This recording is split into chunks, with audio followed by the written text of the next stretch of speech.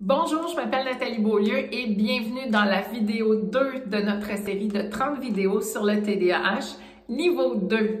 Si vous n'avez raté la première série l'an dernier, en octobre 2020, sur notre page Facebook, le Salon TDAH, pas de souci, je vous explique à ce moment-là ce qu'est le TDAH, mais quels sont aussi 11 autres types de difficultés en lien avec le TDAH qui sont parfois en combinaison et qui sont parfois d'autres aspects de la réalité du TDAH, ainsi que des trucs, des astuces pour faciliter votre quotidien.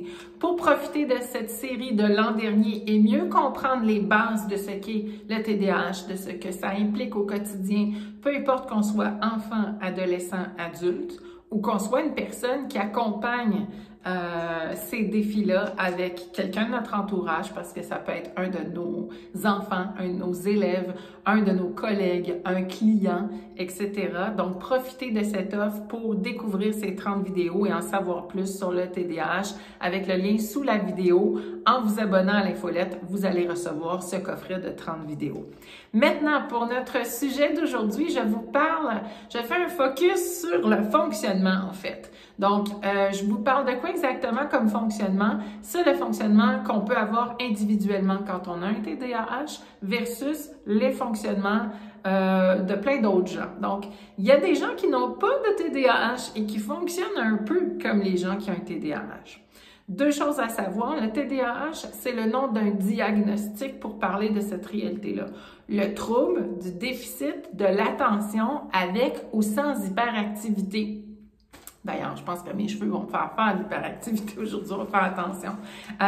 Donc, pourquoi un trouble? Parce que ça fait longtemps que ça existe ou parce que malgré nos efforts, on n'arrive pas à surmonter nos difficultés d'attention, nos difficultés de fonctionnement au quotidien avec le besoin de concentration. Et il peut y avoir ou pas le défi d'être impulsif, il peut y avoir ou pas le défi de l'hyperactivité. C'est certain que ça amène un autre fonctionnement parce qu'on est différent. Au niveau de l'ADN, au niveau de notre fonctionnement, il y a quelque chose qui n'est pas comme dans la norme. Et ça a ses forces et ses faiblesses. Donc, quand je veux parler de fonctionnement, évidemment, il y a plusieurs sujets qu'on pourrait explorer, mais pour aujourd'hui, je veux vous parler d'un phénomène qui s'appelle l'arborescence. L'arborescence, qu'est-ce que c'est? C'est une façon de penser qui vient avec une multitude d'idées en même temps. Donc, plutôt que développer une seule idée, ça nous fait penser à plein de choses. Plein de choses qui communiquent ensemble avec des points communs, mais qui fait que rapidement, on se perd dans nos idées ou la personne qui nous suit, qui nous écoute ou qui veut travailler avec nous se perd dans notre comportement et dans notre manque de focus. Ça peut être une façon de travailler qui est très, très utile quand on a besoin de écrire un texte, faire l'inventaire de différentes idées. Ce sont des méthodologies de travail qui peuvent être très efficaces, mais qui s'adressent à des besoins ou à des défis bien particuliers, des objectifs particuliers. On ne veut pas toujours faire le tour de tout ce qui existe et s'y perdre non plus. Et c'est là que ça devient une problématique de concentration. On peut perdre le fil.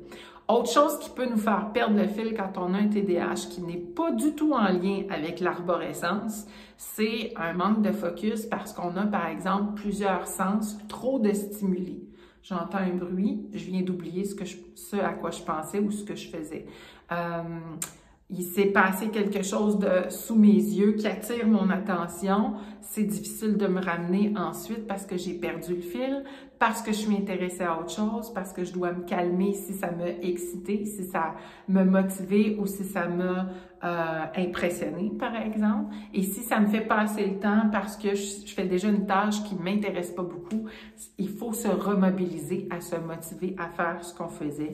Et dans les délais, quand on est démotivé, on n'a peut-être pas le même rythme non plus. Donc, bref, ça donne une série, un enchaînement de conséquences. Donc, l'arborescence, c'est une chose, c'est une façon de travailler où on pense à plein de choses à la fois, mais qui ont un sens commun. Donc, ça peut être très artistique, ça peut être très aidant pour faire le tour d'une situation. Et ça peut amener pour certains une facilité de travailler de cette façon-là parce que Ça apporte un rythme au niveau de la pensée, ça apporte une diversité, donc ça peut être plus motivant, ça peut retenir davantage notre attention, ça peut apporter des challenges dont on a besoin pour avoir un minimum de challenge et se mettre en action. Donc, des gens qui ont un TDAH et qui ont certaines passions vont s'y retrouver davantage en arborescence. Pas toujours, mais ça peut arriver. Maintenant, je vais vous parler d'une autre façon de travailler qui est davantage la norme, c'est de travailler en mode séquence, être séquentiel. Je fais l'étape A, ensuite je fais l'étape B, ensuite je fais l'étape C et à la fin, j'arrive à un résultat. Donc, c'est beaucoup plus séquencé, c'est-à-dire qu'on fonctionne par étapes. Première étape, voici l'ensemble des choses qu'on doit faire. Quand c'est terminé, là, on passe à la deuxième étape. C'est plus facile d'avoir une capacité d'attention, de morceler une tâche en étapes. Ça, on le sait quand on enseigne, on le sait aussi dans la vie quand on a géré divers dossiers, par exemple, au travail, ou divers aspects au niveau de la vie familiale, par exemple. Mais quelqu'un qui a besoin de se motiver, quelqu'un qui est souvent déconcentré, il doit s'assurer de comprendre les étapes et les objectifs.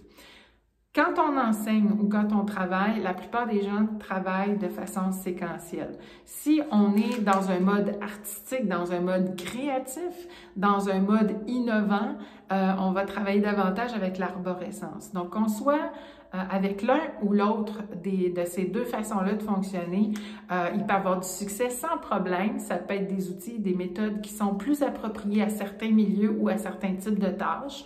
Par contre, il faut s'assurer que dans les deux cas, qu'on garde le focus, qu'on garde l'attention, qu'on garde la motivation.